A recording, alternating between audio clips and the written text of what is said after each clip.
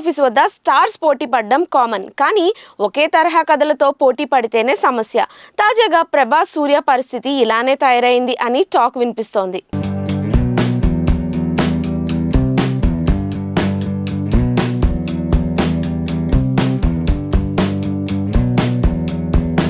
పెద్ద హీరోల సినిమాల కథలకు పాయింట్ రాసుకునేటప్పుడు వీలైనంత ఎవరు ట్రై చేయనిది చేస్తుంటారు దర్శకులు. అయినా సరే ఎంత జాగ్రత్త తీసుకున్నా కొన్నిసార్లు పోలికలు వచ్చేస్తాయి. కల్కి 2898 ఏడి కంగువాకు అలాంటి సారూప్యత రావటం మూవీ లవర్స్లో చర్చకు దారితీసేలా ఉంది. ముందు కల్కి సంగతి చూస్తే శ్రీ విష్ణువు అంశతో పుట్టిన భైరవ పాత్ర వందలాది సంవత్సరాలు ప్రయాణం చేస్తూ మహాభారత కాలం నుంచి వర్తమానం దాకా సాగుతుంది. అంటే 3102 బీసీ నుంచి భవిష్యత్తులో రాబోయే 2898 ఏడి దాకా వివిధ రకాల యుగాల్లో నాగస్విన్ విహారం చేయిస్తాడు.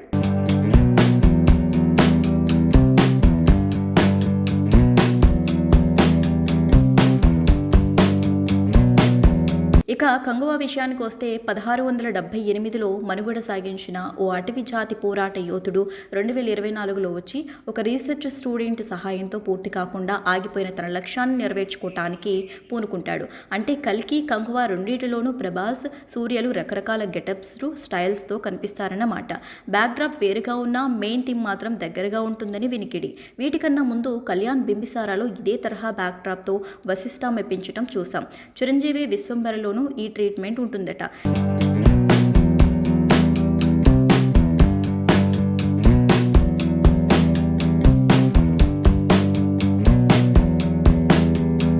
చెప్పిన ప్రకారం కట్టుబడితే కంగువా కన్నా ముందు కల్కి 2898 ఏడి రిలీజ్ అవుతోంది.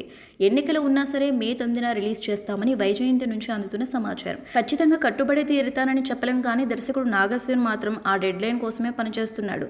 కంగువా డేట్ విషయంలో నిర్మాతలు ఎలాంటి నిర్ణయం తీసుకోలేదు. వేసవిలో విడుదల చేయాలనుకుంటున్నారు, కానీ బ్యాలెన్స్ వర్క్కి చాలా ఉండటంతో సాధ్యమవుతుందో లేదోనని అనుమానాలు లేకపోలేదు. సిరుతే శివ దర్శకత్వంలో కోలీవుడ్లోనే అత్యంత భారీ బడ్జెట్తో రూపొందుతోంది. సుకుమార్ మెగా కాంపౌండ్ లో ఇరుక్కుపోయి చాలా ఏళ్ళైపోతుంది. పుష్ప 2 తర్వాత అయినా బయటకు వస్తాడా అనుకుంటే మళ్ళీ చిట్టుబాబు చెంత వాలిపోయాడట.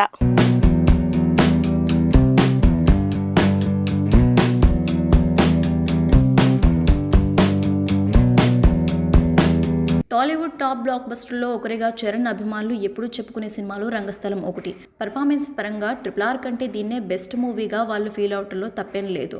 దర్శకుడు సుకుమార్ని ఒక్కసారిగా అగ్రపీఠం కోసం పోటీ పడేలా చేసింది కూడా ఈ చిత్రమే. అలాంటి కాంబినేషన్ మళ్ళీ రిపీట్ కావాలని ఫ్యాన్స్ ఎదురు చూస్తూనే ఉన్నారు. అల్లు అర్జున్తో పుష్ప 2 భాగాలు కమిట్ అయ్యాక 4 ఏళ్లకు పైగా సుకుమార్ లాక్ అయిపోయాడు. పైగా దాని ఫలితం పాన్ ఇండియా రేంజ్ చేరుకోవడంతో బ్రాండ్ ఇమేజ్ కూడా పెరిగిపోయింది.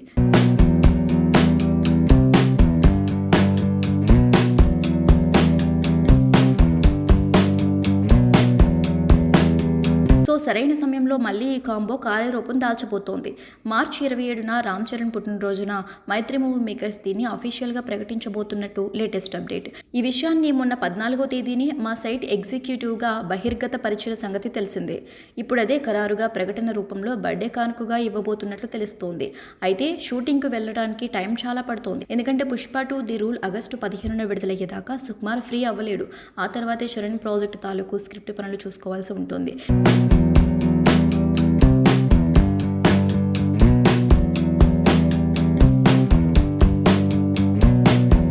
ఇంకోవైపు రామ్ చరణ్ గేమ్ చేంజర్ నుంచి విముక్తి పొందగానే నిన్న లాంచింగ్గా మొదలైన బుచ్చిబాబు సినిమా సెట్స్లో అడుగుపెట్టాలి. కనీసం ఏడాది నిర్మాణానికి వేసుకున్న 2024 సమ్మర్ దాటిపోతోంది. అప్పటికంతా సుకుమార్ ఫైనల్ వెర్షన్ని సిద్ధం చేసుకోవచ్చు. ఒకవేళ పుష్ప 3 ఉండే పనైతే ఈ గ్యాప్ ఇంకాస్త పెరుగుతుంది. రంగస్థలాన్ని మించి మరో మాస్టర్మాని ఆ కలయికలో ఆశించవచ్చు. సంగీతం దేవిశ్రీ ప్రసాద్ అందిస్తాడని మరో న్యూస్. చరణ్ ఇమేజ్ అమాంతం పెరిగిపోయిన దృష్ట్యా ఈసారి సుకుమార్ చూపించబోయే ఎలివేషన్లు మామూలుగా ఉండవని వేరే చెప్పాలా? సినిమాకి మంచి జరగాలని రాసిపెట్టుంటే అడ్డంకులన్నీ అవే తొలగిపోతాయంటారు. ఇప్పుడు రామ్ ఇస్మార్ట్ మూవీకి అన్ని ఇలాగే కలిసి వస్తున్నాయి. సో గుడ్ టైం స్టార్ట్ అయిందనమాట.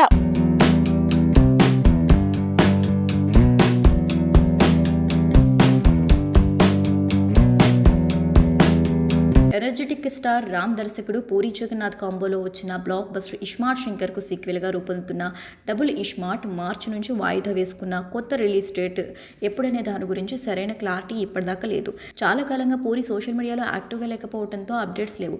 చార్మి సైతం సైలెంట్గానే ఉంది. అసలు ఈ ప్రాజెక్ట్ వేసవిలో వస్తుందా రాదా అనే అనుమానాలు ఫ్యాన్స్లో తలెత్తాయి. మ్యూజిక్ డైరెక్టర్ విషయంలో కూడా బాగా రకరకాల ఆప్షన్లు చూసి ఫైనల్గా మణిశర్మని తీసుకున్న సంగతి తెలిసిందే.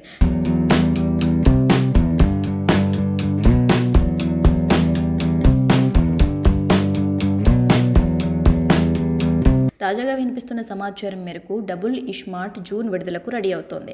వేసవి కోణంలో చూసుకుంటే కొంత ఆలస్యంగా అనిపిస్తున్న బ్యాలెన్స్ ఉన్న షూటింగ్, పోస్ట్ ప్రొడక్షన్ పనులకు ఆ మాత్రం సమయం అవసరమే అంటున్నారు. ప్రస్తుతం మణిశర్మ నేతృత్వంలో బ్యాక్గ్రౌండ్ స్కోర్కు సంబంధించిన పనులు జరుగుతున్నాయని తెలిసింది.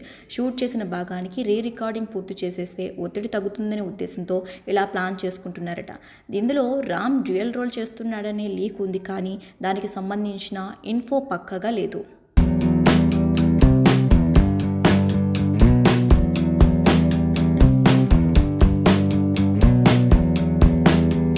ఇటీవలే ఒక ప్రైవేట్ వేడుకకు హాజరైన సందర్భంగా అభిమాని అడిగిన ప్రశ్నకు రామ్ జూన్ రిలీజ్ అని చెప్పిన సమాధానం ఇంకా బలం చేకూరుస్తోంది. సంజయ్ దత్ విలన్గా నటిస్తున్న డబుల్ ఇస్మార్ట్లో ఈసారి ఎలాంటి నార్త్ ఫ్లేవర్ లేకుండా పూరి జాగ్రత్తలు తీసుకున్నట్లు తెలిసింది. సుకుమార్, రాజమౌళి లాంటి వాళ్ళు నేటివిటీ వదలకుండానే ఉత్తరాది ప్రేక్షకులను మెప్పిస్తున్నప్పుడు తాను మాత్రం ఎందుకు బాలీవుడ్ టచ్ కోసం పాకులాడాలని భావించి పక్కా లోకల్ మాస్ టచ్ ఇచ్చారట. వరుస డిజాస్టర్ల తర్వాత రామ్కు ఈ సినిమా బ్లాక్ బస్టర్ కావడం ఇంకా అవసరం. ఏ ముహూర్తాన్న ఫ్యామిలీ స్టార్ అని పేరు పెట్టారో తెలియదు కానీ మూవీపై ట్రోల్స్ అయితే ఆగడం లేదు. ఇప్పుడు ఫ్యామిలీ స్టార్ పై కొత్త సందేహాలు పుట్టుకొస్తున్నాయి.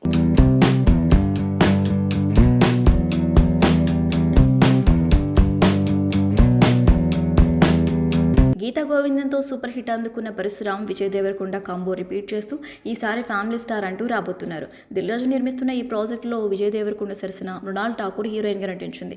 ఏప్రిల్ 5న రిలీజ్ కాబోతున్న ఈ సినిమా నుంచి మొదట్లో ఐరనే వంచాలా ఏంటి అన్న టీజర్ రాగా అది వైరల్ అయింది. ఇక లేటెస్ట్గా రిలీజ్ అయిన టీజర్ సినిమాపై అంచనాలు పెంచేస్తుంది. ఫ్యామిలీకి ఎలాంటి ఇబ్బంది లేకుండా పక్కాగా క్యాలిక్యులేటెడ్గా ఉండే ఫ్యామిలీ మ్యాన్గా విజయ్ దేవరకొండ నటిస్తున్నాడు. అందుకే హీరోయిన్ డ్రాప్ చేయమని అడిగినా సరే అమ్మాయి లిఫ్ట్ అడిగింది కదా అని ఆనందపడకుండా లీటర్ పెట్రోల్ ఖర్చు అవుతుందని అంటాడు. విజయ్ దేవరకొండ ఫ్యామిలీ మ్యాన్ కష్టాలను సినిమాలో చూడాల్సిందే అంటున్నారు చిత్ర యూనిట్. ఈ సినిమా ఫ్యామిలీ ఆడియన్స్కు బాగా కనెక్ట్ అవుతుందని అంటున్నారు.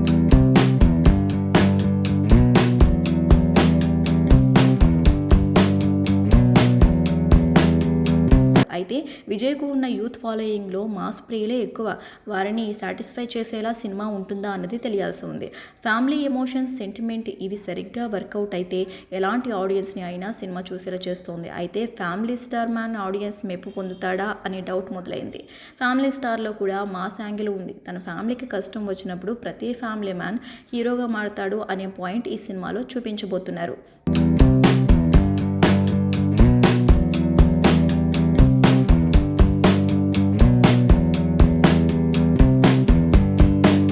సినిమాలో సిస్టర్ సెంటిమెంట్ కూడా ఉంటుందని తెలుస్తోంది. సో ఫ్యామిలీ స్టార్ కంప్లీట్ ఎంటర్టైనర్గా సమ్మర్కి ఆడియన్స్ని ఖుషి చేసేందుకు వస్తోంది.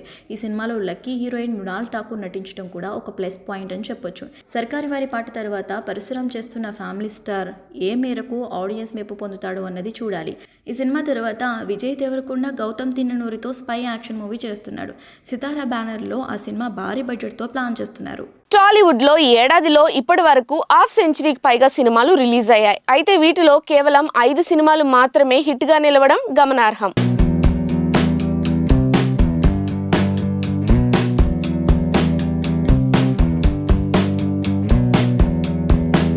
సంక్రాంతి టైంలోనే అసలైన హిట్స్ పడాలి, కానీ ఆ టైంలో ఈసారి అనుకున్నంత రేంజ్లో బాక్స్ ఆఫీస్ షేక్ అవ్వలేదు. డిఫరెంట్ కంటెంట్లతో దర్శకులు, హీరోలు ప్రేక్షకుల ముందుకు వస్తున్నా కూడా ఆడియన్స్ని మెప్పించడంలో విఫలమవుతున్నారు. సినిమాకి మొదటి రోజు మొదటి ఆట నుంచి సూపర్ హిట్ టాక్ వస్తేనే ప్రేక్షకులు థియేటర్స్కి వెళ్లేందుకు ఇష్టపడుతున్నారు. పెద్ద సినిమాలకి ప్రమోషన్స్, మూవీ మీద ఉన్న హైప్ కారణంగా ఓపెనింగ్స్ అయితే వస్తాయి. రిలీజ్ తర్వాత ఆడియన్స్ని ఎంత మెప్పించారు అనే దానిపై లాంగ్ రన్ కలెక్షన్స్ ఆధారపడి ఉంటాయి. ఈ లాంగ్ రన్ నిలబడడంతో చాలా సినిమాలు ఫెయిల్ అవుతున్నాయి. చిన్న సినిమాలకి కూడా రిలీజ్కి ముందే పాజిటివ్ బజ్ ఉండాల్సిందే. అలాంటి వాటికే ఆదరణ లభిస్తోంది. బజ్ లేని మూవీస్ అలా థియేటర్లోకి వచ్చి ఇలా వెళ్ళిపోవడం తప్ప ఒరిగేదేమీ ఉండటం లేదు.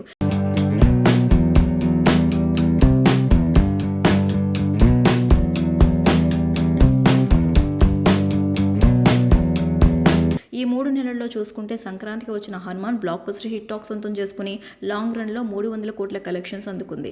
ఏడాదిలో హైయెస్ట్ ప్రాఫిట్ మూవీ అంటే హనుమాన్ మాత్రమే అని చెప్పాలి. ఇక అదే టైంలో వచ్చిన కింగ్ నాగార్జున నా సామిరంగా మూవీ హిట్ టాక్ దక్కించుకుంది. బ్రేక్ ఈవెన్ అందుకుని మోస్తారుగా ప్రాఫిట్ అందుకుంది. వరుస డిజాస్టర్ చూసిన నాగ చైతన్య మరోసారి పండుగ సెంటిమెంట్తో ఫామ్లోకి వచ్చేశాడు. అనంతరం ఫిబ్రవరి 1st వీక్లో వచ్చిన Suhas Ambajipeta marriage band hit talk కూడా సొంతం చేసుకుంది.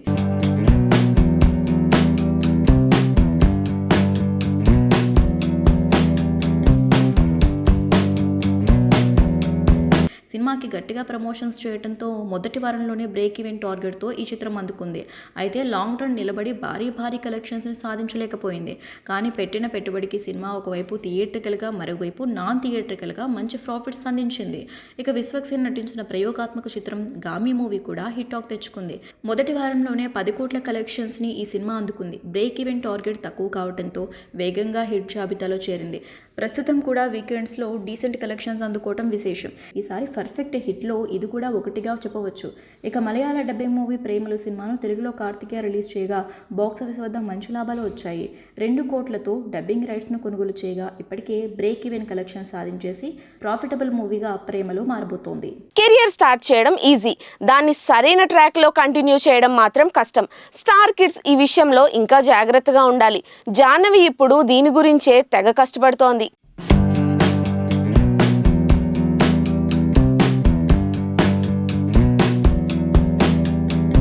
అతిలోక సుందరి దేవిశ్రీ వారసురాలిగా బాలీవుడ్లోకి అడుగుపెట్టిన అందాల భామ జాన్వీ కపూర్. మొదట్లోనే ఆమెకు బ్యాక్గ్రౌండ్ ద్వారా మంచి అవకాశాలు వచ్చాయి. తండ్రి బోనీ కపూర్ కూడా బాలీవుడ్ బడా నిర్మాత కావడంతో జాన్వీ కపూర్కి కరణ్ జోహర్ ధర్మ ప్రొడక్షన్లో మొదటి అవకాశం వచ్చింది. సైరేక్ రీమేక్ దడక్తో ఆమె హీరోయిన్గా అడుగుపెట్టి సూపర్ హిట్ అందుకుంది. సెకండ్ మూవీగా ఫిమేల్ ఓరియంటెడ్ కథతో real life air fighter Gunjan Saxena బయోపిక్లో జాన్వీ కపూర్ నటించింది. ఆ మూవీ పర్వాలేదని టాక్ తెచ్చుకుంది. తర్వాత ఈ బ్యూటీ చేసిన సినిమాలు ఏవి కూడా ఆశించిన స్థాయిలో సక్సెస్ కాలేదు. అవన్నీ కూడా బోనీ కపూర్ నిర్మించినవే కావటం విశేషం.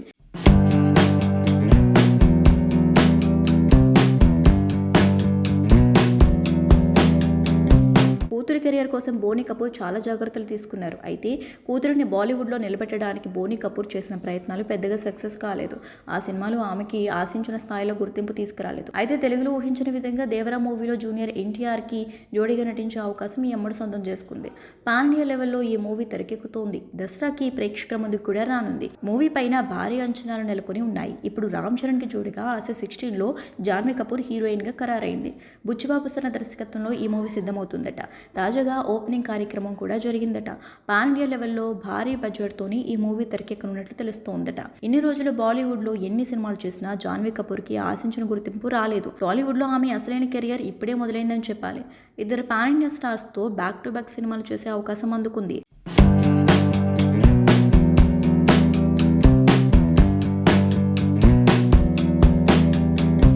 ఈ 2 సినిమాలు సూపర్ హిట్ అయితే జాన్వీ కపూర్ డైరెక్ట్గా పాన్ ఇండియా హీరోయిన్గా మారిపోతుంది. ఆమె ఇమేజ్ కూడా అమాంతం పెరిగిపోయే అవకాశం ఉంది. ఒక విధంగా ఆమె అసలు కెరియర్ ఇప్పుడే స్టార్ట్ అయిందని చెప్పవచ్చు. మరి అమ్మడికి మన RRR హీరోలు ఎలాంటి సక్సెస్లను అందిస్తారో చూడాలి. అలాగే జాన్వీ బాలీవుడ్లో కూడా ఒక 2 సినిమాలు చేసేందుకు గ్రీన్ సిగ్నల్ ఇచ్చింది.